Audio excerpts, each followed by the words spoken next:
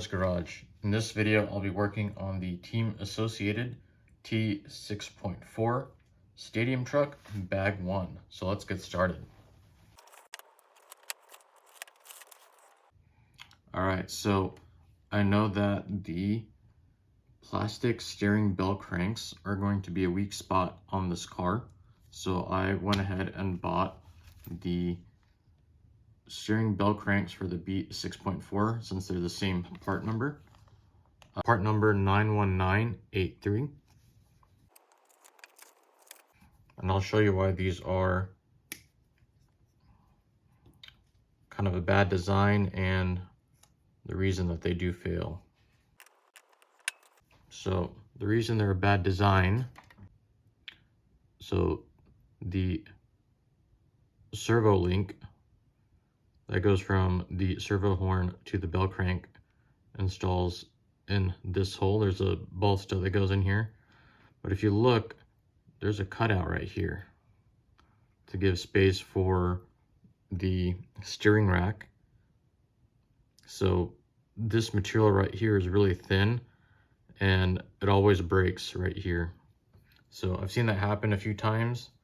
I'm not going to risk it since the stadium truck has large wheels and tires. So I went ahead and upgraded to the aluminum bell cranks. I think that's probably a much needed and required mod for this particular vehicle.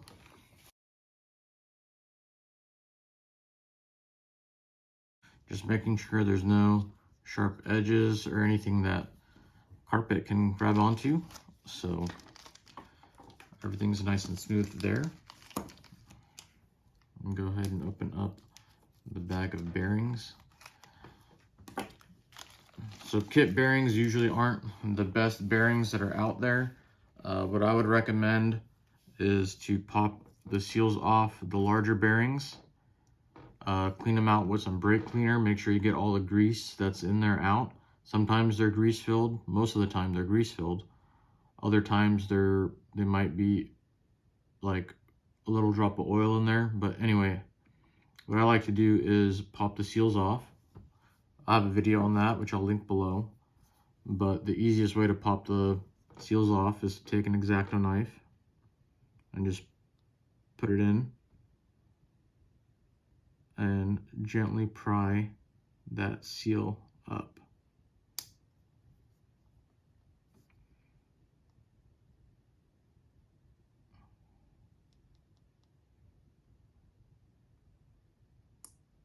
Just like so. And some bearings have shields on both sides, some don't.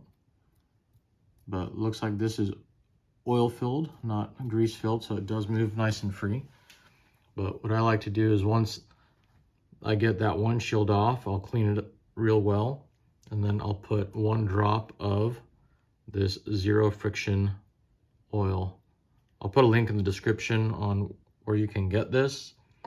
And I'll put a link in the description on a video I have on removing seals and cleaning them out.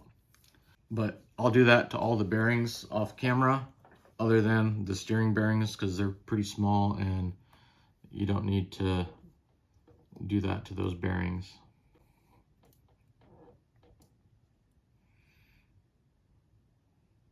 All right, so we need to install the 4x7 by 2.5 bearings in the steering rack, and I like to install the bearings with the blue seals visible. There we go, just like so. Next, we're going to need 2 8mm ball studs.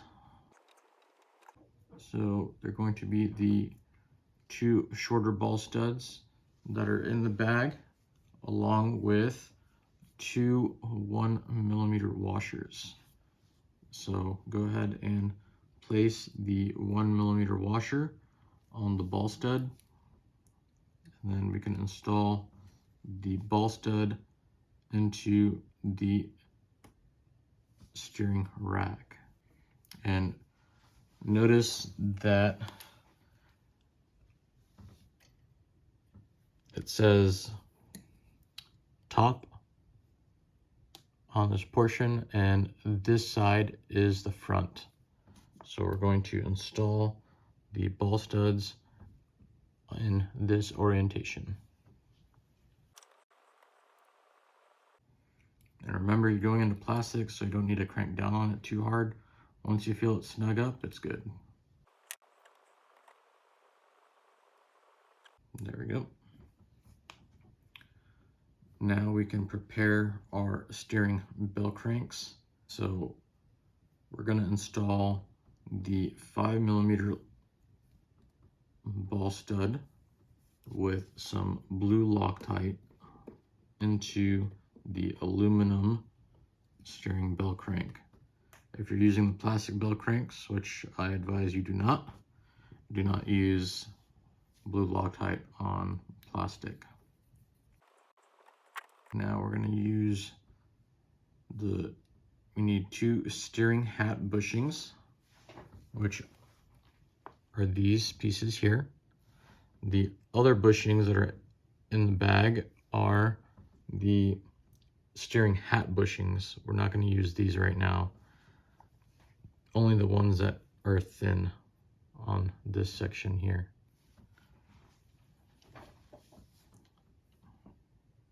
So we're going to make sure we see top written right here, and we're going to install the steering hat bushings from the bottom. Next, we're going to get our 2 M3 by 12 button head cap screws, and since these will be going into the aluminum steering bell cranks, I will be using blue Loctite. This is the right bell crank that I'm installing now.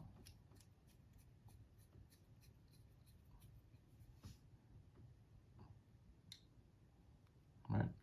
Once it's tight, make sure that everything moves nice and free under its own weight, like it should, and it does. Let's go ahead and do the other one.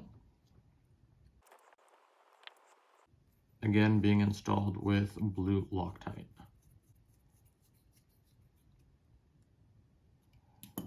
And everything moves under its own weight, which is exactly what we want.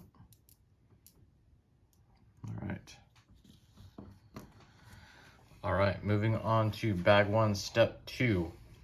I had to take a second look at this step to make sure that installing the steering hat bushings was in the correct orientation, and it is.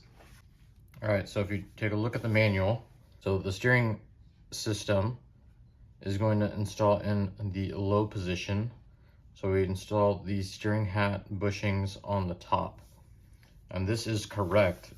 So the stock setting, according to bag 2, step 1, down here, we're going to be using the plus 2.5 degree bulkhead.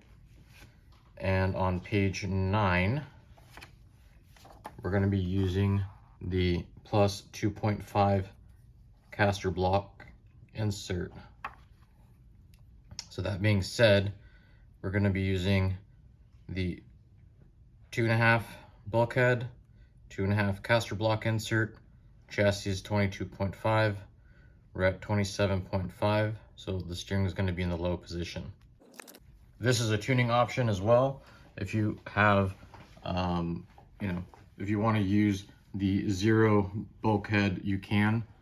I'm going to start off with the plus 2.5 in the stock setting, and then maybe play around with it if needed, if it doesn't drive the way I like it.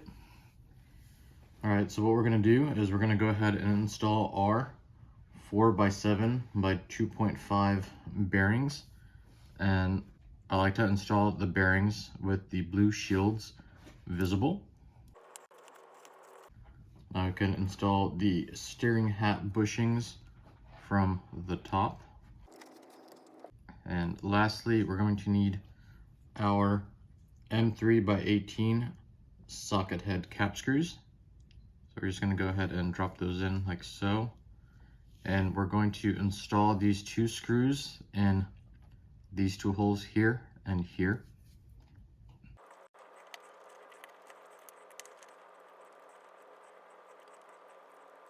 All right, remember you're going into plastic, so once you feel it shoulder up, it's good.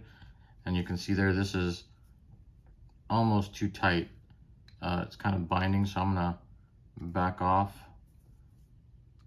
just a little bit on both screws. Make sure nothing's binding. Everything feels nice and smooth. There's no play in the bell cranks up and down.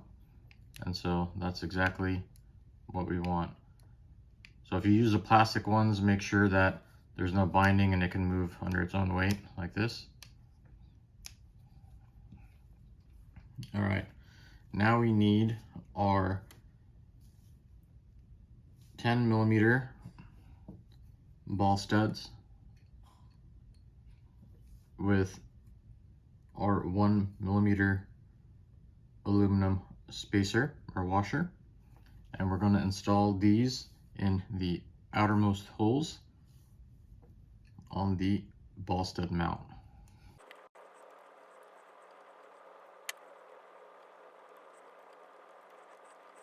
All right, so that's it for bag 1. Thank you for watching. I hope you enjoyed the video. Please like and subscribe if you did.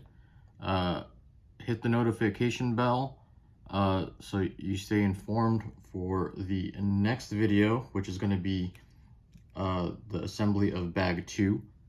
So thank you for watching, and I'll see y'all in the next one.